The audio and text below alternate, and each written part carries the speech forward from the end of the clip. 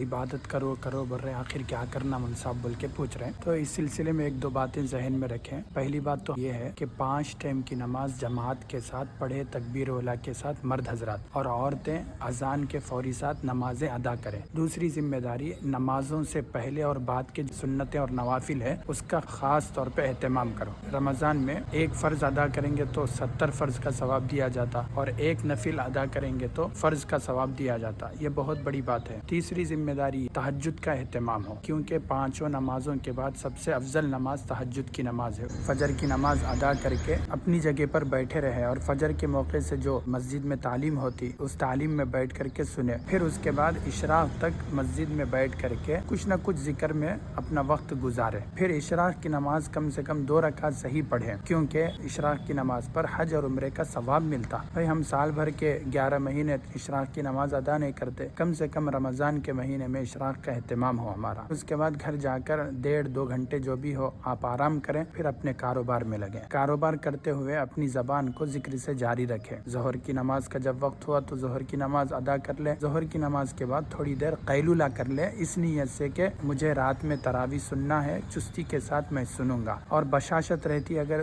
دوپہر میں قیلولہ کر لیں گے تو آپ اپنا جو بھی کاروبار کرتے ہو کرنے کے ساتھ عصر کی نماز ہو، عصر کے بعد کچھ نہ کچھ ذکر درود شریف کا اہتمام ہو۔ پھر افطار سے پہلے کم سے کم 7 سے 10 منٹ دعا کا اہتمام کیجیے باضابطہ طور پہ، چونکہ افطار کے وقت روزے دار کی دعا قبول ہوتی ہے۔ دعا میں اپنا وقت گزاریں۔ اس کے بعد مغرب کے بعد 2 رکعت سنت ادا کرنے کے بعد اوابین بھی پڑھیں، اگر وہ پڑھ لیں گے تو تقریباً 12 سال کی عبادت کا ثواب ہے، کیوں نہ ہم اس ثواب کو حاصل کریں۔ پھر کھانے سے فارغ ہو کر عشاء پڑھ لیجئے، عشاء کے بعد تراویح کے بعد پھر فوری سونے کا معمول بنائیں۔ اس طرح اگر ہم رمضان گزاریں گے تو انشاءاللہ اللہ کی ذات سے امید ہے یہ ہمارا رمضان قیمتی گزرے گا اور ہمارے حق میں نجات کا ذریعہ بنے گا۔